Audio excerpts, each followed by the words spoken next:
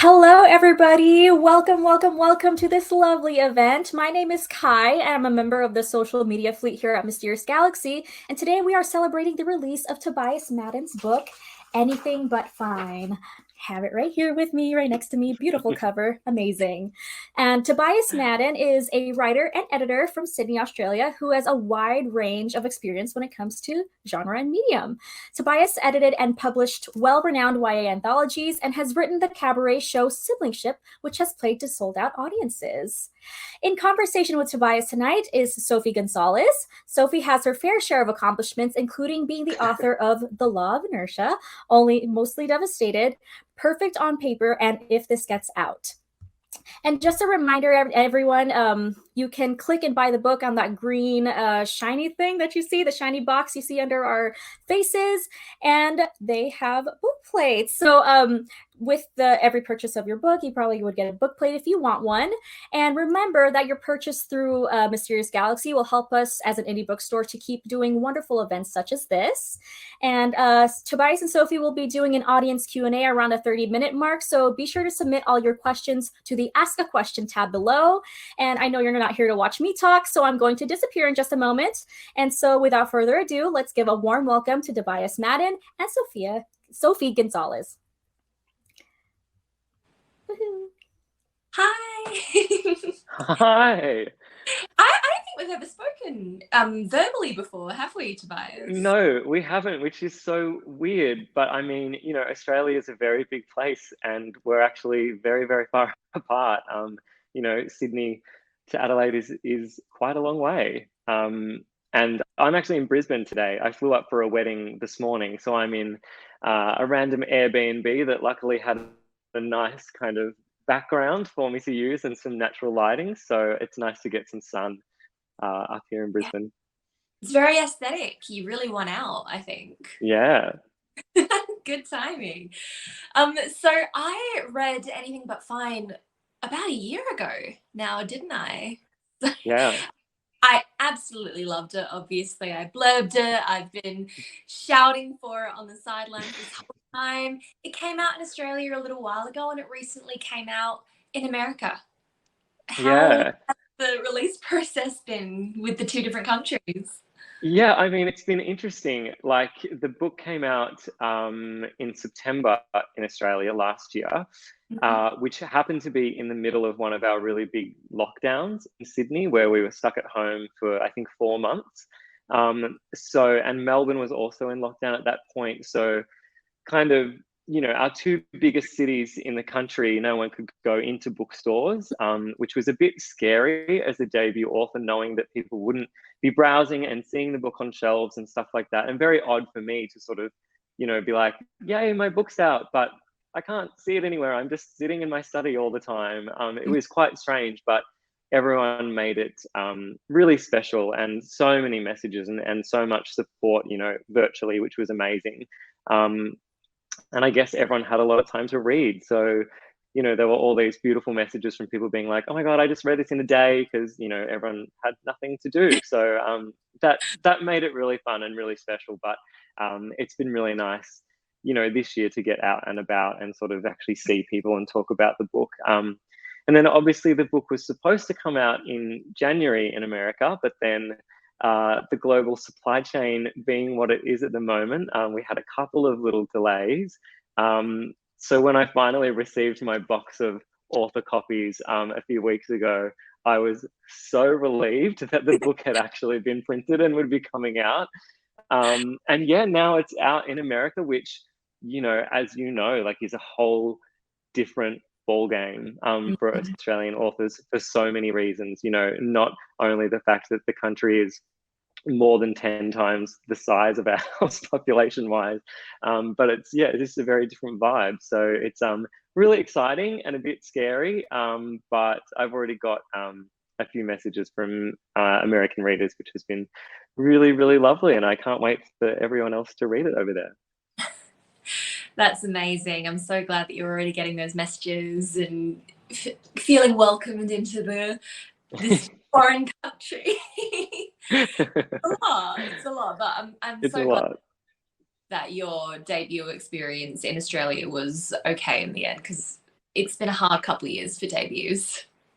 Yeah, and I guess the only thing we've got really going for us as debut authors in a time like this is that we have nothing to compare it with. So we're just like, well, my book's out, yay. You know, we don't have that kind of letdown of what it is normally like or that sort of thing. And yeah, everyone's been in the same boat, you know, globally. So I think we're all kind of on each other's side, and the author community itself, you know, people are just so supportive, which is something that surprised me a little bit. I don't think I should have been surprised, because authors are obviously lovely people, but everyone has just gone above and beyond to sort of boost and share and kind of, you know, shout about the book, which has been really, really lovely. That's amazing. So I've got a few different questions for you today, but I'm going to start with one that you've probably heard a million times, but we'll cover it anyway. Where did the idea for the book come from? So before I wrote Anything But Fine, I'd only written fantasy stuff before. I really saw myself as like a kind of, you know, big world-renowned fantasy author. And I'd written a full-length fantasy manuscript that I queried. And I think I sent it to about like 55 agents or something like that, and only one of them asked to read the full manuscript, and then obviously no one offered to represent me, which was a little disheartening. And so I was like, you know what, I'm going to write something contemporary. I'm just going to try something different, see how it goes. And as soon as I sat down to work on a short story, a contemporary short story for the anthology that I edited, I was like, oh my God, this is so fun, and it feels so easy, and I feel like my voice just comes through without me having to try, and it just was really pleasant. So I was like, you know what, I might try a full-length kind of contemporary manuscript. And obviously, you know, I spent most of my life as a dancer, so that was the first kind of subject matter that came into my mind, and I sort of started brainstorming ideas about stories, you know, dance stories that I could write. And then one day, the first line for the book, which is, "The second it happens, I know my life is over." That line just kind of popped into my head, and then the rest of the story just fell into place, you know, about this 16-year-old who was on this incredible trajectory to be, you know, a famous professional ballet dancer in Australia, and then had that dream taken away, and then sort of what happens next from there. And I never sort of wanted it to be one of those, you know, triumph against, you know, injury kind of athlete sort of stories. I kind of was like, you know what, no, he loses his dream, and then what happens? Because you're a 16-year-old, and that is a lot to deal with. And I think, you know, at the time I was going through a bit of a transition away from performing myself. So I think that kind of informed my writing a lot, even though at the time I didn't really realize that was happening. I think that kind of subconscious thing as writers, whatever you're dealing with in your personal life kind of shines through in your work, whether or not you're trying to do it or even know that it's happening, which is, I find fascinating, but I've heard so many other authors talk about it. So yeah, I guess that is a very long and rambly way of saying that's where the idea for the story came from. Yeah, right. So it kind of just happened like that, but you know, it's actually really timely, because I'm trying to do the math in my head. When were you writing it? Oh, So the initial kind of brainstorm. Am I here? Yes, I think you've caught up. I'm back. Yeah. So I initially was brainstorming at the very end of 2018, and then wrote for about 11 months, kind of on and off in 2019. Okay, I thought it would be 2019. So it's really interesting then that, you know, it's actually so timely, because really the whole book revolves around loss in many of its forms. And, you know, it's coming out at a time when the thing that's connecting us all over the world, no matter which country you're in, is we have gone through a period of loss over the last 2 years. So I suppose it is interesting that, you know, this came from your own personal life, but it ended up being everyone's personal life. And I bet that that's making it hit in a certain way with readers now that it's out.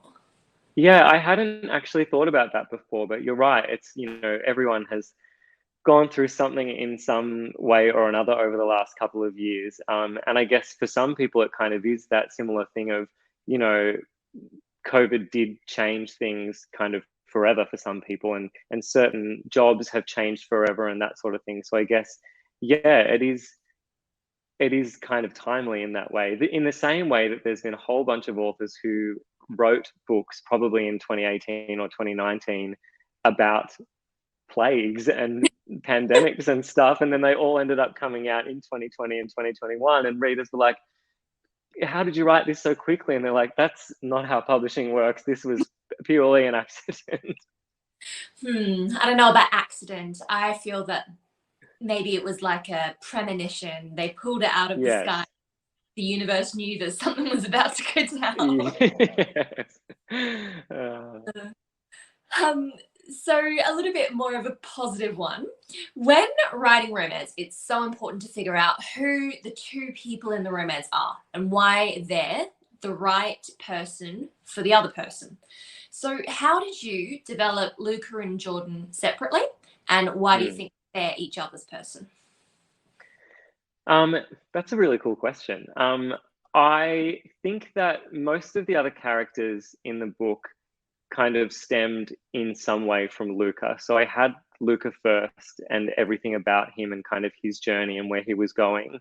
And then the other characters, I guess, you know, ended up there to sort of complement him or contrast him or show different sides of things, enlighten him to things he's been missing, that kind of thing. So I think, you know, with Luca and Jordan, obviously Luca is completely comfortable with his sexuality. It's a complete non-issue for him and his dad and most people around him. And so I thought, you know, Luca's struggle with identity, which is obviously kind of the central theme in the book, is about dancing and about that part of his identity. And so I thought to give him a love interest who was struggling with a different part of their identity that Luca also could relate to really strongly would probably work well and provide some kind of interesting conflict and some sort of really kind of gritty stuff for them to sort of get into and get through and work through.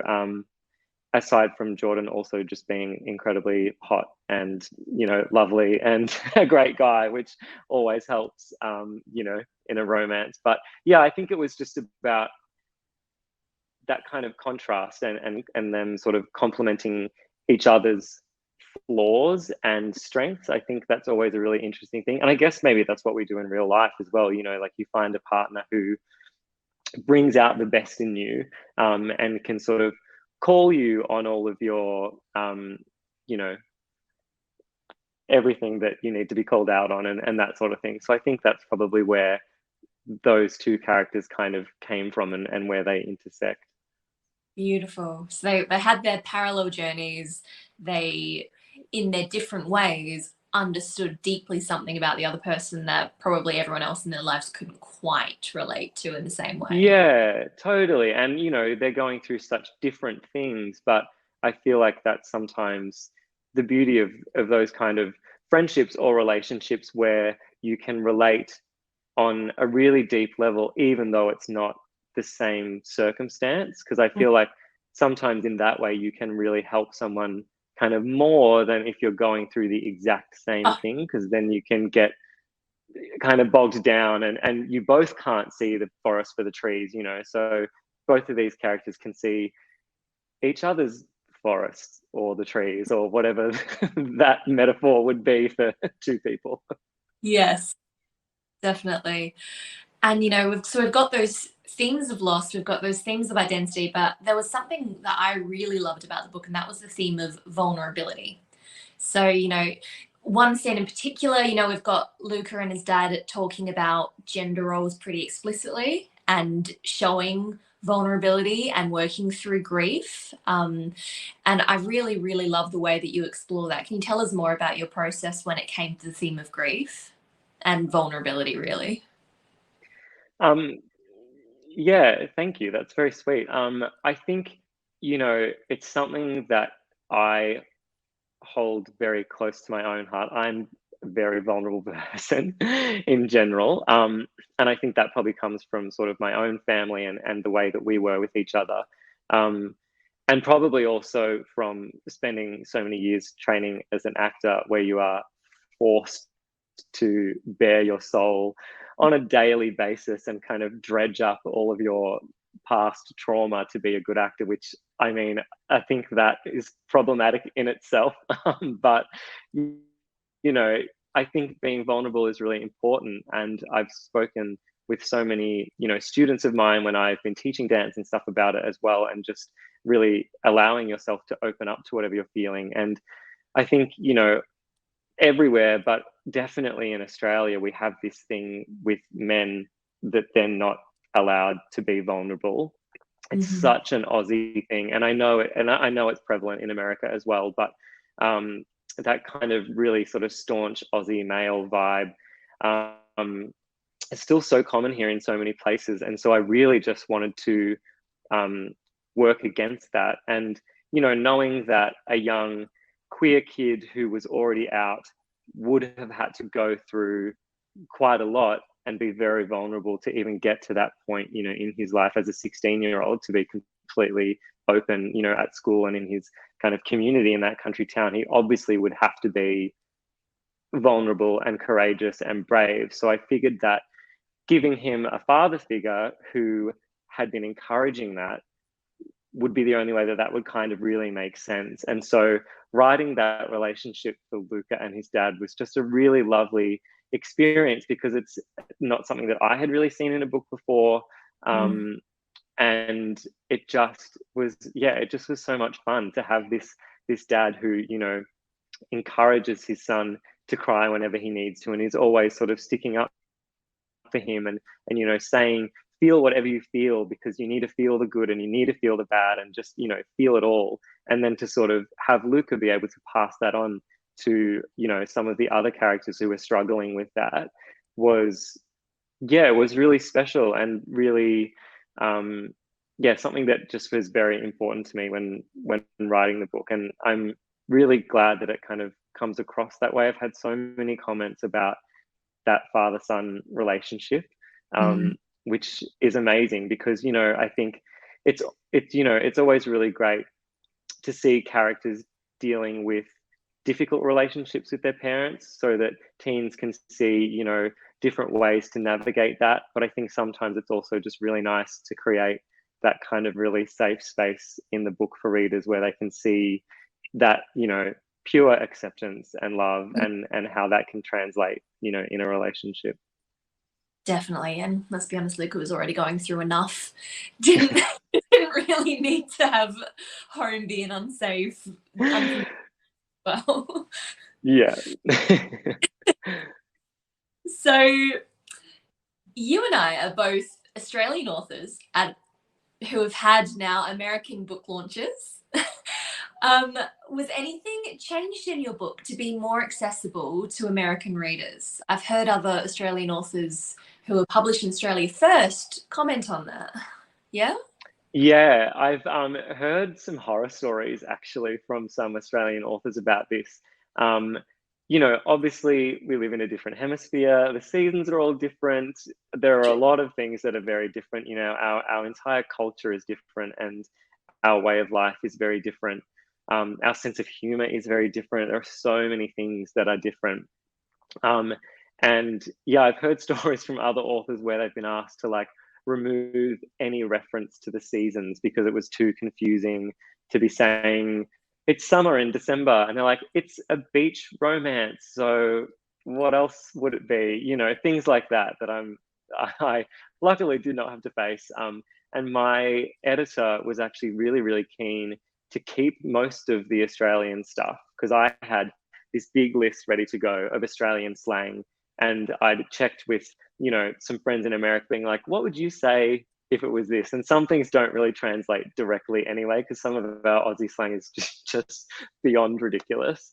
But I had this list ready to go, and my editor was like, oh, no, we want to keep all of that. Like, that's Luca's voice, and it adds so much to the feel and the setting of the book, which was really cool. But we did adapt just a few things to make it easier, things that you can't sort of just figure out on the go when you're reading. Like some of the school specific stuff, like some of the students are facing their end of year exams in high school, and we have the kind of jargon that you use about exam scores and that sort of stuff, that we're like, let's just generalize that a little bit, just so it's people don't stumble across it.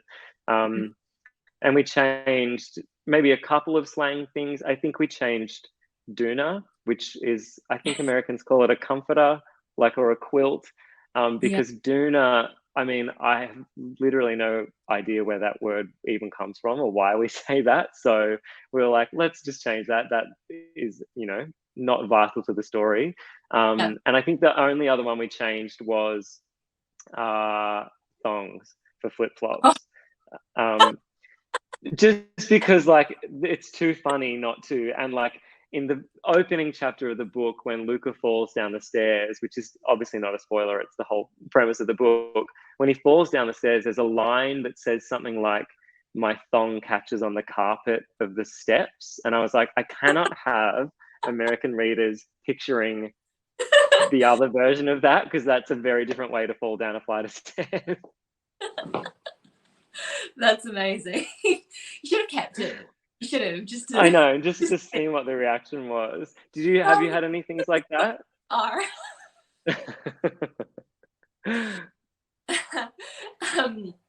So when I wrote Perfect on Paper, which was my release last year, I had an Australian character in that, and I actually made the character from Adelaide, and I was really excited to use that opportunity to show off some things about Adelaide, because totally Adelaide discussed in Australia, let alone internationally.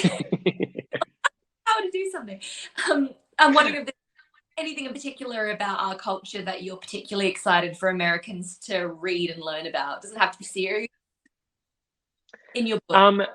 I mean, so yeah, I set Anything But Fine in a town called Ballarat, which is where I'm from, which most Australians would know probably where Ballarat is. I think it's kind of like an hour and a half north of Melbourne, for anyone in America who definitely wouldn't know what Ballarat is. And so I was really excited, sort of in the same way that you just said. I never hear Ballarat spoken about in Australian media, television, books, anything at all. So I was like, this is already cool for me to be able to sort of, pay homage to my hometown in a way that sort of shows how beautiful it is, but also that it's, not the easiest place to grow up, as a queer person in the country. But then also knowing that when American readers would read that, they would have literally no idea where Ballarat is. And I was like, maybe, there might be a couple of people who Google Ballarat, and then we're expanding our awareness of this country town, outside of Melbourne. And, I think it's just a really nice feeling to write about where you're from, and hope that it sort of inspires people just to dig a little deeper and see what it's about, I actually used to work in Ballarat and Bendigo, Melbourne, a couple of days a week. So, it's beautiful. It's such a cute place. It's beautiful. People should know about it. And it's funny. Sorry, you go. No, I just said it snowed there once when I was there. Yeah, it's such a lovely little place. And I feel like as Australians, we know so many American places, because American film and TV is such a big part of our life. And I could list off probably almost all the American states and a whole bunch of different random cities where books and stuff are set. But I feel like we don't often get that the other way around. So the fact that we can fly the flag for Ballarat and Adelaide is pretty cool, I think. Oh, definitely. And I mean, that's how we pick up on American things, through media. Yeah. Giving some of it back. More rapid fire questions. Doesn't mean you can't expand if you don't want to, but you're a plotter or a pantser? Plotter, the biggest of all of the plotters, all the spreadsheets, all the charts, timelines, timetables, every single thing, except not really for character. I write basic character details. but I don't do like my favorite food is this or blah blah blah for my characters. But I can tell you exactly what class they have on a Tuesday afternoon at school, that sort of stuff. I love that. That's great for world building, actually. Yeah. The copy editor probably loved your favorite character from the book? I am gonna say my favorite character is Luca's dad. Oh, okay. Yeah. And quickly? I just think he is super dorky and daggy and tries so hard to be like a cool dad and a nice dad, and he messes up sometimes, and I'm kind of just like, I feel like that's probably what I'll be like as a father eventually, just like trying to be like hip but definitely not nailing it at all. I mean, I already feel like that now when I'm around young people. I'm like, oh my god, I'm so old. So yeah, I think I relate to him a lot. Oh, I love that. But yeah, it's humbling to work with kids. The further away from kids you get, the more you're like, oh, Yeah. in the best of ways. Yeah. What was your favorite scene to write? I think most of my favorite scenes to write are the scenes where there's some kind of confrontation between characters. I love writing arguments, probably Yeah. because I avoid confrontation at all costs in my own personal life. So it's very cathartic to be able to make characters say all the things that I wish I'd never said to people. So I love those scenes, but I think probably my favorite scene to write in Anything But Fine was the scene where Luca meets Jordan at the occupational therapist in the waiting room, which is just all of the teenage boy awkwardness that I could dredge up from my own past and put it on the page. It just was really fun, and I love cringy things and awkward things, and yeah, that one was really fun. Oh, I love that. And same but different. What is your favorite scene to show off? Like, what's the scene that you're excited for people to read that you might tell people, turn to this page if you want to see what I can do? Oh gosh, I don't know. That's such a hard question. Yeah. I think probably, I think phew, maybe that scene would be one of them. Yeah.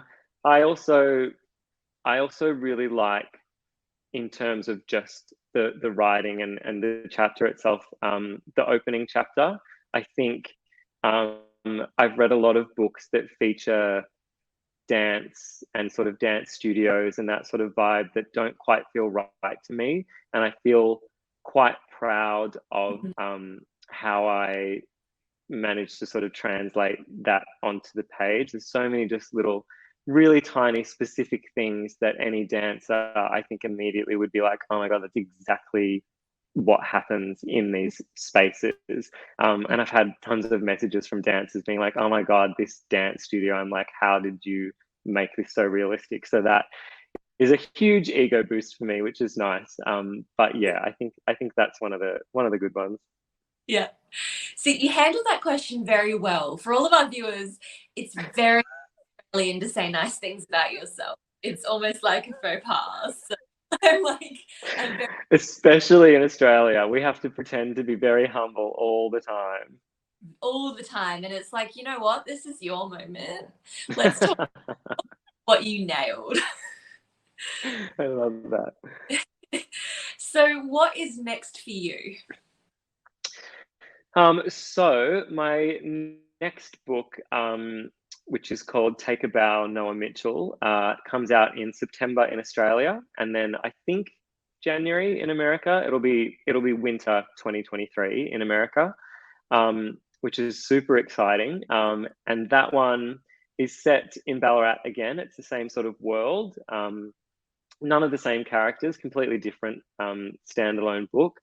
But Take a Bow, Noah Mitchell is about a 17-year-old gamer who decides to go undercover in a local amateur production of Chicago the Musical, where his mother is playing the lead role, in order to win the heart of his secret online crush.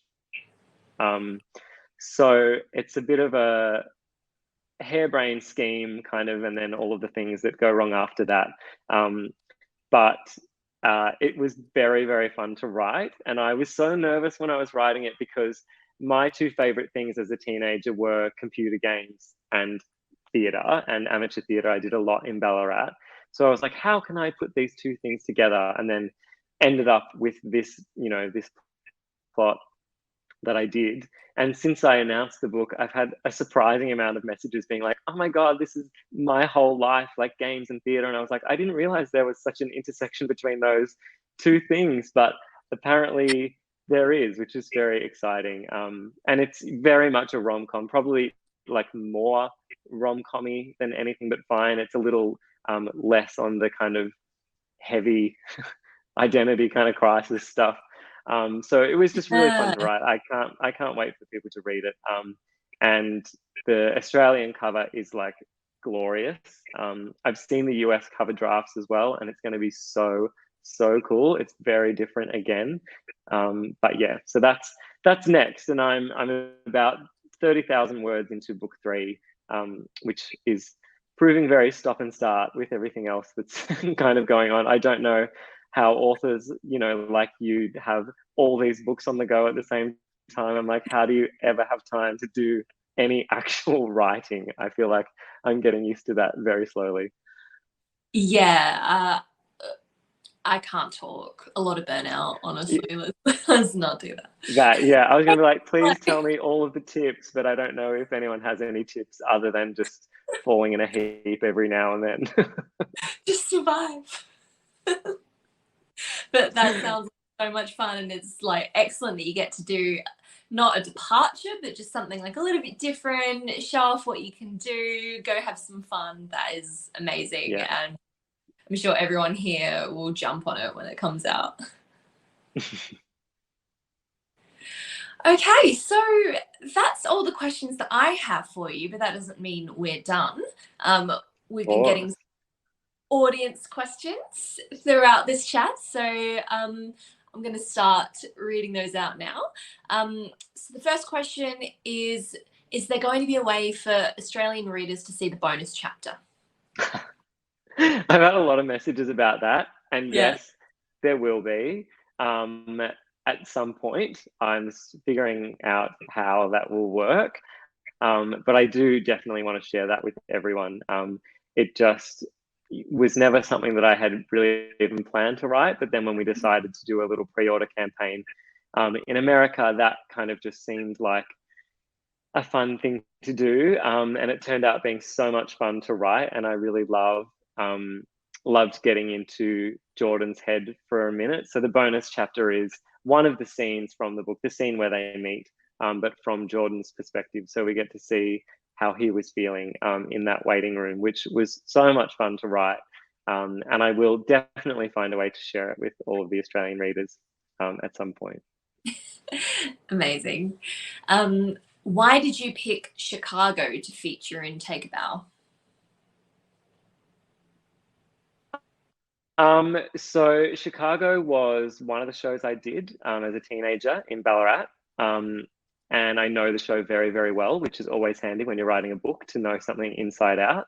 And the main reason I chose it was actually because I knew that Noah's mum would have to be playing the lead role. So I had to choose a show where a 40-something-year-old woman could feasibly be playing the lead role. So I had a list of shows. I think there was like Chicago, Sweeney Todd, Wicked, a couple of other things that I was like, these could all work. But in the end, I went with Chicago because it's also, I think, quite a big part of sort of global theatre culture because it's such an iconic show. And I thought that maybe more people would be familiar with Chicago than some of the other shows.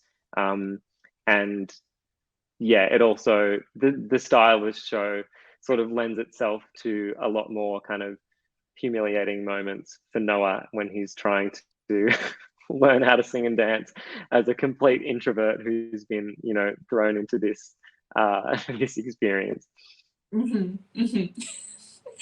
So good choice. What was the thing you did the most research on for the book? For anything but fine. I mean, all of the dance stuff and all of that, like, I obviously knew very well. I've done years and years of ballet myself. I was never aiming to be a professional ballet dancer, but I obviously, you know, any dancer generally spends a lot of time in a ballet studio, no matter what kind of dance they actually do. So all of that was pretty sorted. I did a lot of research for Amina's character, obviously, because that's quite far from my own sort of lived experience. I have a really, really close friend who is Indonesian and Muslim, like Amina. So we had some really fantastic chats before I even started drafting the book about how to write Amina and how to get that right and make it authentic. And then there was a bunch of proper kind of research on top of all of our sort of personal chats about that. So that was probably the thing I had to really delve into the most to get it right. But yeah, everything else in the book was taken pretty much from my own experiences, you know, as it's set where I grew up and doing things that I've always done. So there wasn't too much research needed, which is good because I think I'm too lazy to like research like a historical novel or something like that. I can't really see that in my future. Yeah. Love it. What type of audience do you hope to reach with this book, and what message do you hope to get across? I hope to reach a very large audience would be nice. I think, you know, I wrote the book for people like me, you know, queer kids growing up in sort of regional, rural sort of country places, to sort of, you know, show them, you know, reflected on the page and show them themselves in those kind of stories. So that's who I kind of wrote the book for, is those younger sort of queer kids, queer teenagers. But I do think that the book definitely has great appeal for queer adults as well. I feel like people of our generation, we didn't have these books growing up. We weren't able to see ourselves in books or TV or really anywhere. And so I think as well, it's really great hearing from adult readers who are kind of, you know, able to sort of almost go back in time a little bit and live out that kind of love story that they never got to have as teenagers, which is always really nice. So I think that's definitely another sort of chunk of the audience that I would love to reach. In terms of the message, I feel like my main thing that I would love people to take away from Anything But Fine is just that nobody ever really knows who they are and nobody really has their shit together ever. We're all just kind of doing our best and making a whole bunch of mistakes along the way and just, you know, trying to be happy, and that's okay. You don't have to have that kind of linear direction in life. Life is messy and random and things happen, and just, yeah, do what you can to be happy and get by. Oh, it's getting all inspirational. What do you do to get yourself in the mood to write? Any atmospheric preferences or special drinks? Coffee, obviously. And that's probably the main thing. Like, I don't write with music, like I write in silence. If I have like a writing problem to solve, like if I have a plot hole I need to fix or a character, something I need to develop, I'll go for a nice big walk. That's kind of one of my big writing things, is just getting out and getting some fresh air. But yeah, I'm not too specific. Like, I write at home, I write in cafes, I write on the couch sometimes, kind of just whatever feels right at the time. And I feel like a lot of aspiring writers and younger writers kind of want to have like a really solid, like, this is how you need to do it, but there just isn't one. I always tell people, whatever you can do to just get the words on the page is exactly what you should be doing. And that might be very different on every day. So just do whatever feels right. Yes. The walking stuff, like everything gets solved on walks. If I'm stationary, no, I don't know what it is. It's some kind of miracle. I'm sure there's like a scientific thing behind it. And I find as well with the walking that water really helps, like a lake, river, the ocean, if you can find any of them, especially like a big one where you can stare into the distance. I feel like your brain just like sometimes needs that literal space to actually kind of expand and problem solve. I don't know. It's very interesting. And I think someone should do a PhD on it. Maybe they already have. I would love to read that, honestly. What does a typical day of writing look like to you? Well, up until very recently, I was working full time. So a typical day of writing, while I was writing anything but fine, would have been writing for 45 minutes on my lunch break and writing for probably 3 hours every night and probably all weekend as well. So they all, looked very different. It was all about just sort of fitting the writing in whenever I could. At the moment, I have scaled back my other work to a couple of days a week, which is a huge relief for my brain. And so I'm sort of just getting used to that kind of new schedule now and what it's like to actually have proper time to write, which feels kind of almost more daunting in a way. I think I got really used to just kind of squeezing it in the margins of the day. And so now having that stretch of time is kind of like, well, now there's all this pressure for me to write amazing things today because I have the time to do it. It's a weird adjustment.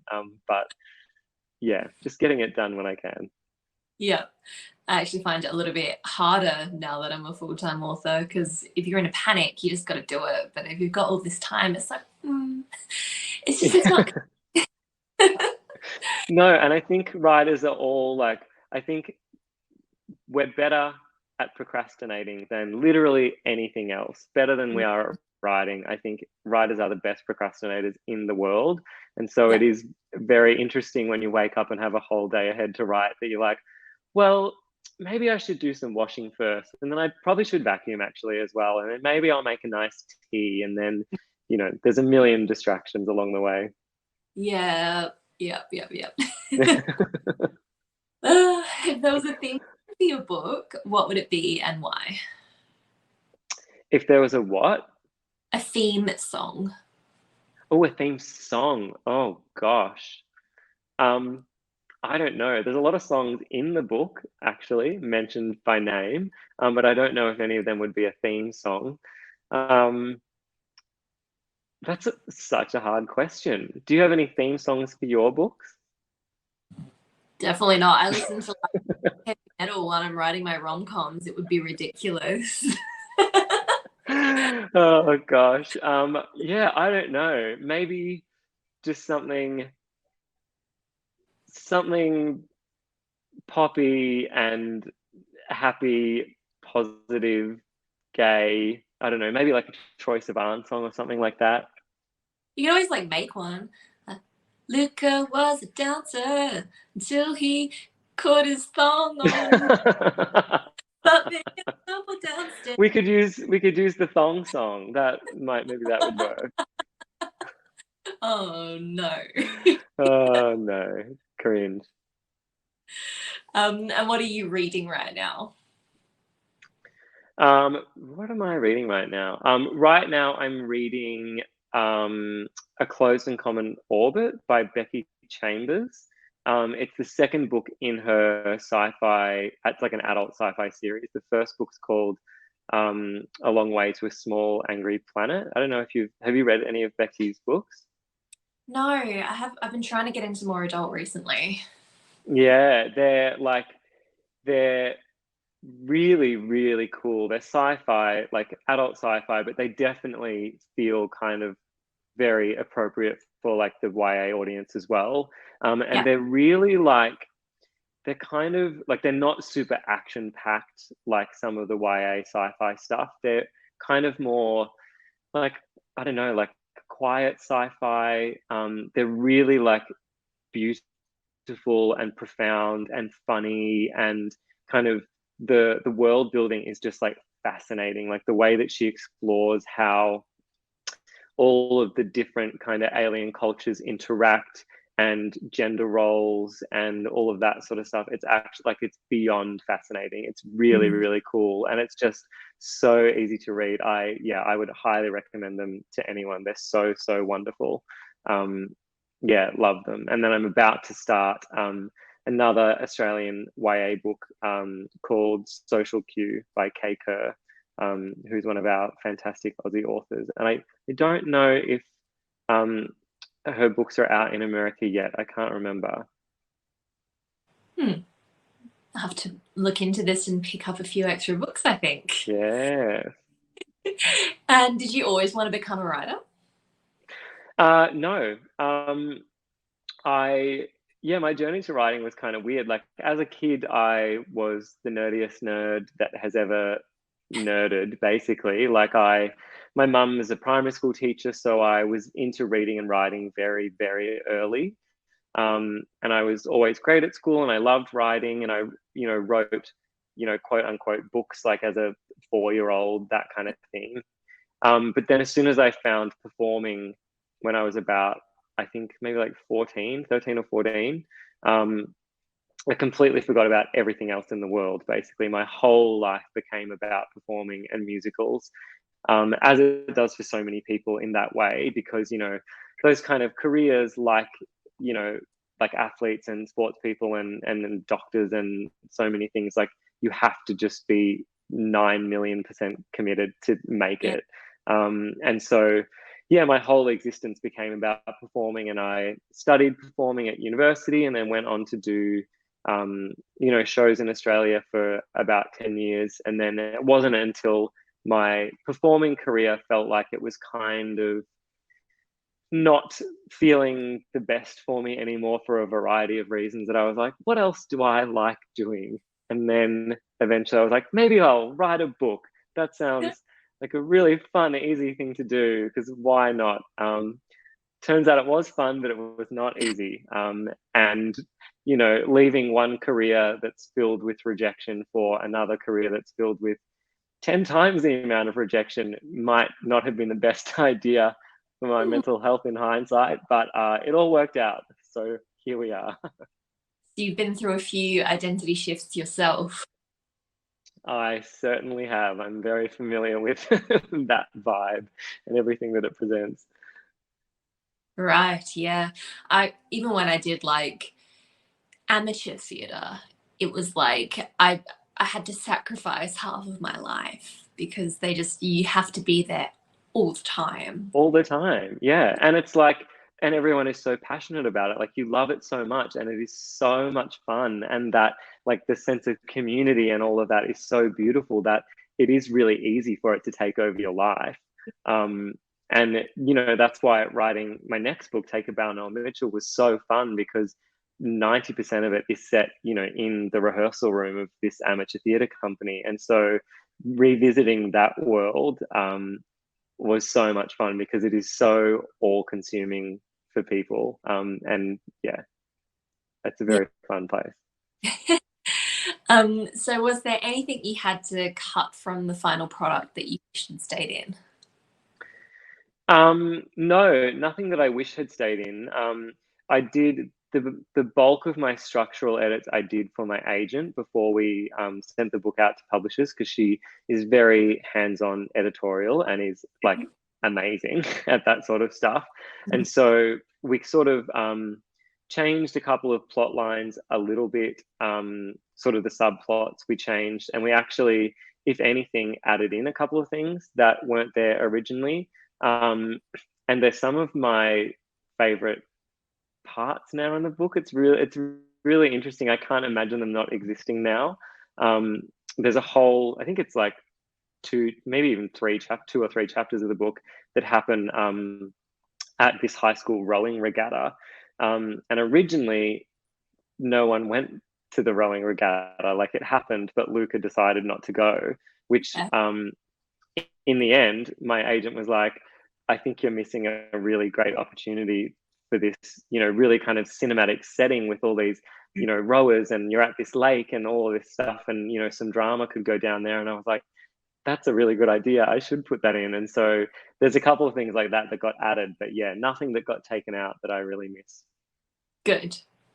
I guess at the end of the day, like, the good thing about it is that we do have that final say. We do have control. So if it's like we genuinely think it should be there, we can usually make a case for it. Yeah, and I think a lot of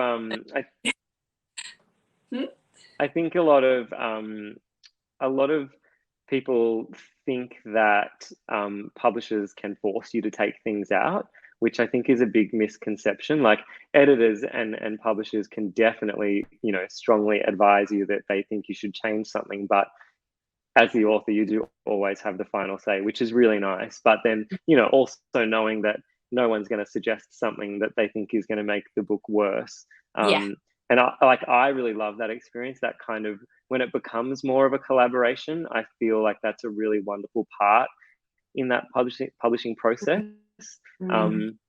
where suddenly it's not just all on your shoulders to make it a good book.